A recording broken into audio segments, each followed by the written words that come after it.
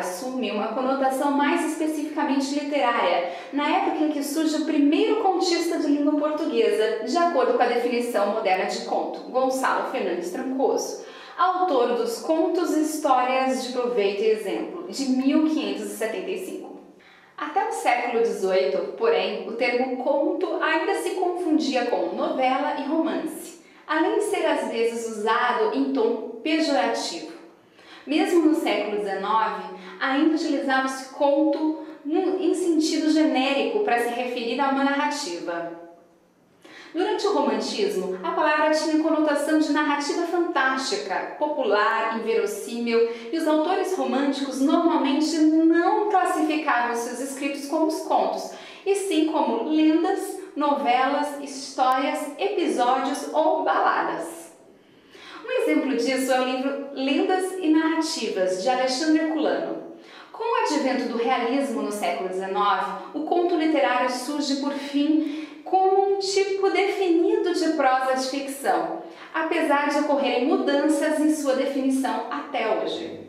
Em outro livro de Moisés, Dicionário Breve de Termos Literários, o conto é definido como um relato fictício breve e conciso, que conta com poucos personagens e uma concentração de espaço e de tempo.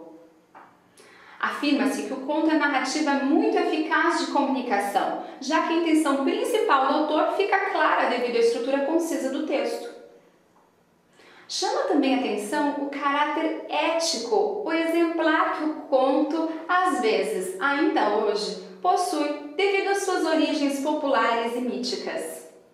Os contos populares ou tradicionais seriam narrativas anônimas situadas num passado distante, iniciadas geralmente por Era uma Vez, e que estão muito presentes na cultura, tendo surgido nos primórdios da nacionalidade. Romance, eles são gêneros em que você conta uma história, assim como a crônica narrativa, mas não é simplesmente uma parte de uma situação, um flash do momento do dia a dia. O conto e o romance, eles têm que ter um enredo, que é uma história dividida em início, meio e fim. O início seria a vida dos personagens antes do conflito catalisador, ou seja, aquilo que tira o personagem do mundo comum e joga ele na jornada, na aventura da história. E aí o meio é o conflito e o desenvolvimento desse conflito, depois tem o desfecho, que é o fim. As diferenças entre romance e conto eu disse no meu vídeo sobre contos, mas eu vou repetir e vou também aprofundar um pouquinho. A primeira diferença que a gente nota é o tamanho. O romance ele é maior e o conto é menor, só que o conto não tem um tamanho fixo, não tem um limite fixo, é mais do bom senso. Mas a principal diferença é que o conto ele só tem uma trama principal, enquanto o romance, além da trama principal, tem várias tramas secundárias, ou conflitos secundários, como você quiser chamar. E na verdade é por isso que o conto tem menos personagens, e geralmente personagens mais rasos, porque os contos eles não dão muito espaço para conflitos internos no protagonista ou nos outros personagens, né? Mas principalmente no protagonista, que é o personagem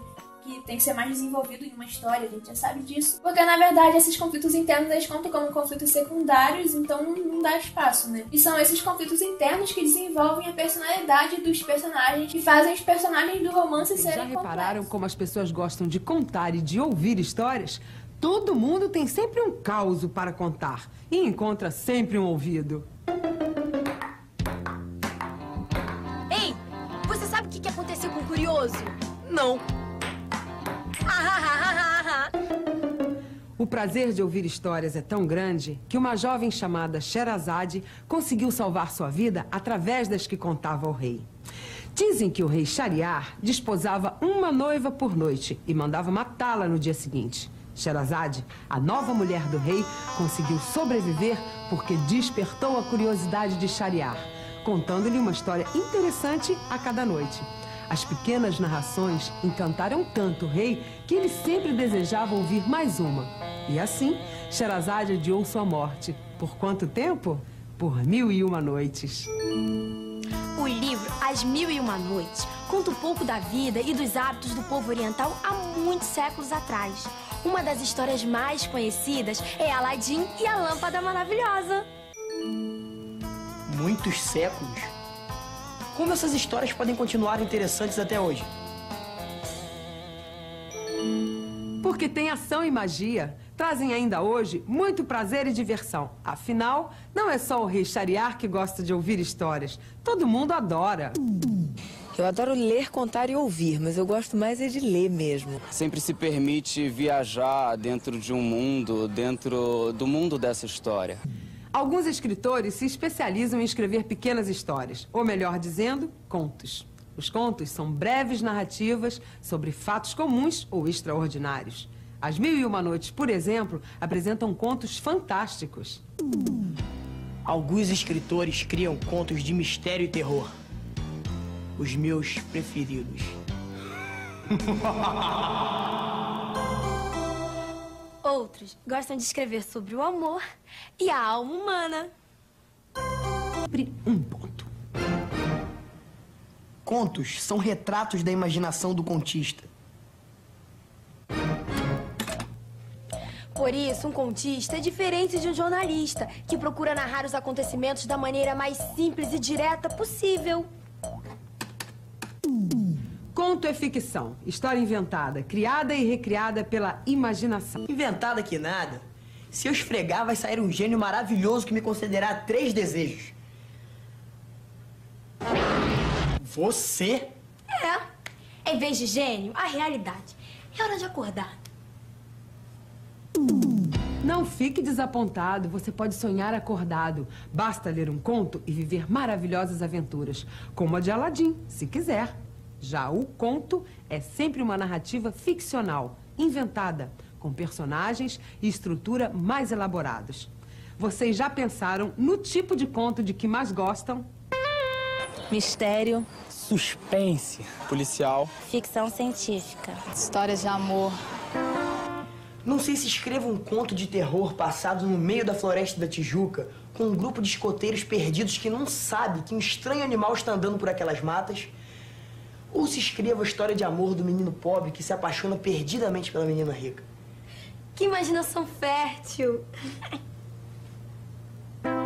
Escrever histórias requer imaginação. Mas imaginação não é apenas um dom que poucas pessoas têm.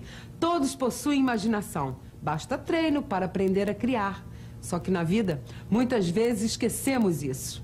Por exemplo, você já tentou escrever um conto? Que tal começar pensando um personagem? É um sujeito gordo, 35 anos, casado, com 2 filhos, médico. Um dia, esse sujeito, qual é o nome dele? Já sei. Adalberto Eugênio.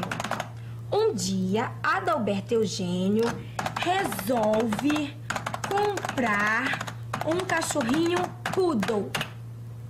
Mal ele sabia os perigos que se escondiam naquele pequeno animal.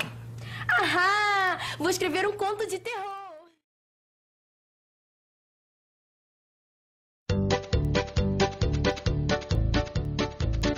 Era uma vez 3 porquinhos que viviam na floresta. Um dia, resolveram construir uma casa.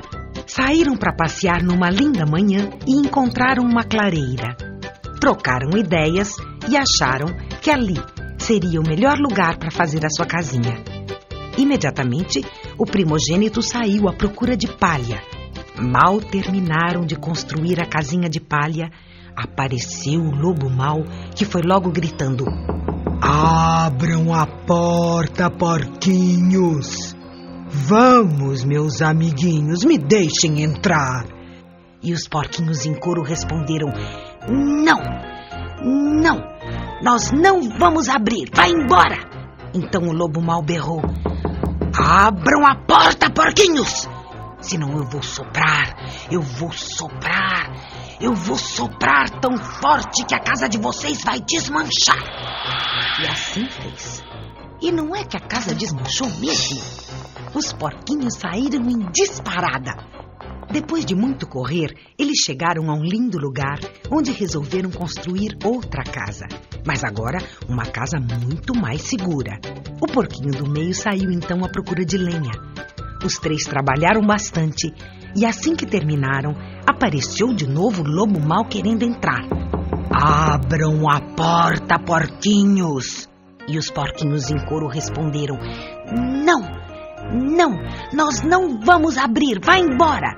Então o lobo mau berrou: abram a porta, porquinhos, senão eu vou soprar, eu vou soprar, eu vou soprar tão forte que a casa de vocês vai desmanchar. E assim fez. E não é que a casa desmanchou mesmo? Os porquinhos saíram em disparada. Cansados dessa correria, os porquinhos decidiram fazer agora uma casa mais segura de verdade, uma casa de tijolos. Os dias se passaram, eles trabalharam bastante e finalmente a casa ficou pronta.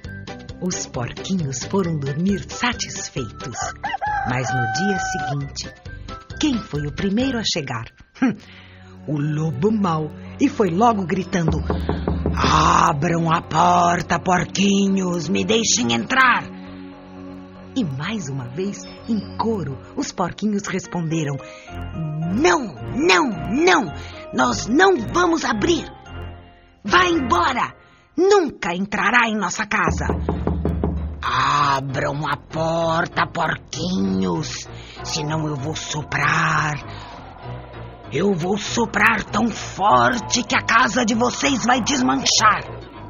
E o lobo começou a soprar.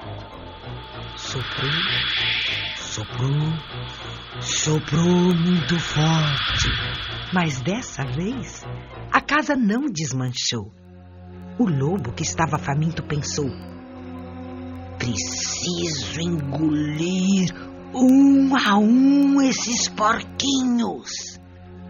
Convidou então os porquinhos para conhecerem um sítio ali perto, onde havia uma plantação de mandiocas. E porquinhos adoram mandiocas. Eles ficaram com água na boca e aceitaram o convite, mas foram para lá antes do lobo.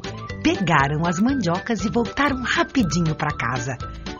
Quando este chegou, as mandiocas já estavam até cozidas. Tomado de fúria, o lobo planejou então entrar na casa dos porquinhos pela chaminé. Subiu no telhado, entrou pela chaminé e os porquinhos, que estavam muito atentos e vendo tudo, colocaram um enorme caldeirão com água fervendo embaixo da chaminé. Quando o lobo caiu no caldeirão, o susto dele foi tão grande que saiu de lá chispando e nunca mais voltou.